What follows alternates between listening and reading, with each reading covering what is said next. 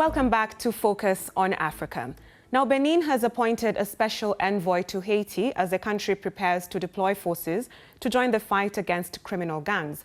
President Patrice Talon announced the appointment of Pampi Zomahun, an intelligence chief, to lead preparation for the arrival of Beninese troops in Port-au-Prince. Benin is the largest contributor to the Multinational Security Support Mission, or MSS, to Haiti, having pledged to contribute 2,000 police officers. Chad, Bangladesh, Barbados, Bahamas and Kenya have also pledged to contribute forces to the mission. I spoke to Adib Saani, a foreign policy and security analyst, on the significance of this appointment to Benin's mission to Haiti.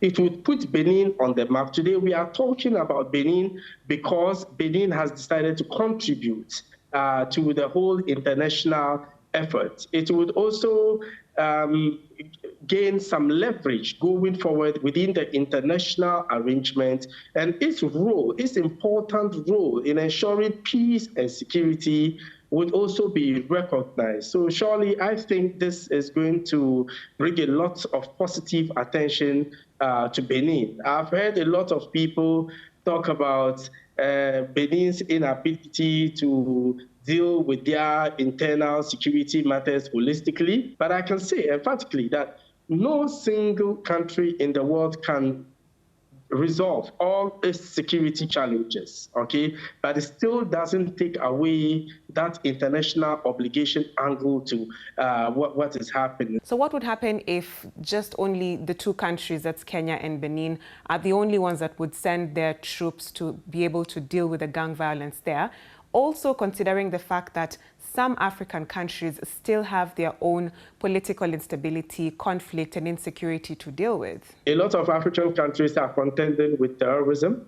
Unfortunately, if you look at the map, you would realize that terrorists are winning by the day, and we don't seem to be making any headway. But that notwithstanding, we are still obligated to contribute to ensuring peace and security within the international scheme of things. I'm hoping that more and more countries would contribute.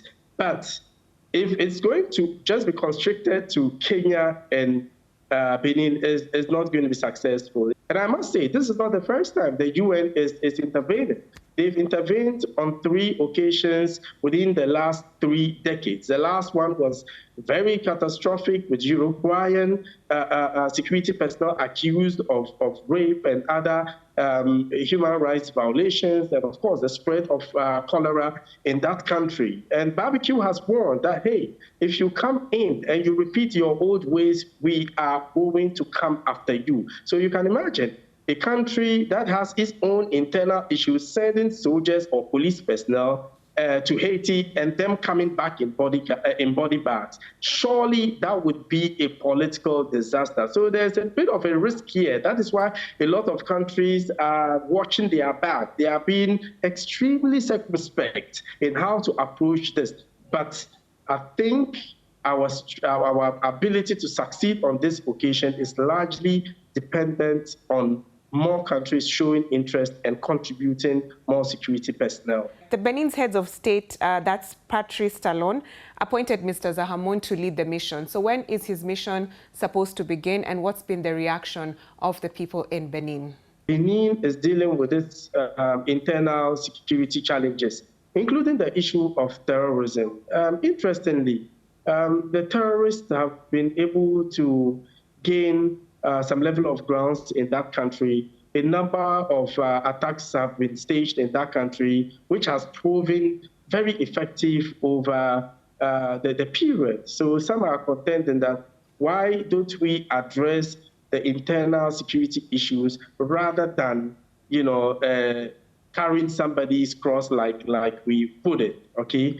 But like I indicated, you cannot solve all of your security challenges.